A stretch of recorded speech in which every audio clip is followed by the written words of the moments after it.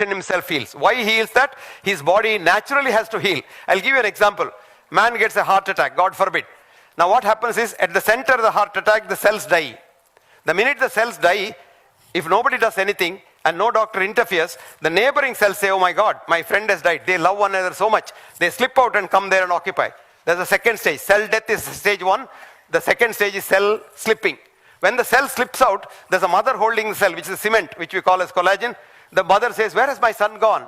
And the mother knows my son would never go for anything other than helping others. He must have gone to help somebody. I will also help him. So it produces more collagen. So fibroblastic proliferation. You got a very strong scar. Now the cells far away, they can't do that. They feel bad. I have not done anything. So they say, okay, let me become stronger. So they become hypertrophied. 4 things happen: cell death, cell slipping, fibroblastic proliferation, and hypertrophy. These 4 things, what is called remodel the whole heart. So if you get a heart attack, and if you're lucky not to die, because 60% of people who get a heart attack don't even get to see next second, they die. The remaining 40% bakras only we do all kinds of things. But even those, by chance, they don't come to the hospital and still survive, they probably get a beautiful heart. A study in Bristol and Sheffield showed that heart attack patients with good risk, which means heart attack patients who have no pain and who are alive, are better off left at home than taken to the hospital and then looked after, because mortality is much better left at home. Now this is because the body heals itself. And this healing is a process which can be helped by our lifestyle. So the future must be for wellness lifestyle, which Ayurveda says, swasthasya swastha rakshitam.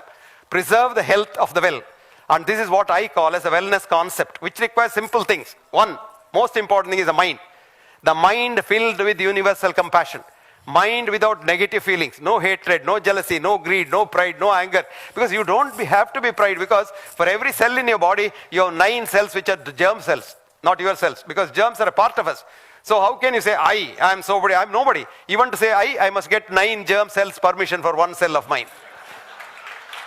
So once you know that, you become so humble. And humility in Indian concept is the virtue of education. And humility is a health-giving thing.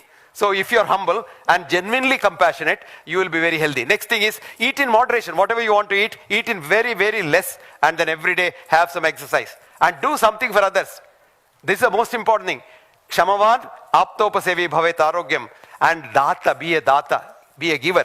Human body is not a machine made out of different parts. Human body is a colony of happy 50 trillion cells with 2.5 trillion germs, of all kinds of germs. So friends, it's very simple. Again, healthy living is simple living, high thinking, loving others, and trying to do something for society. Thank you very much.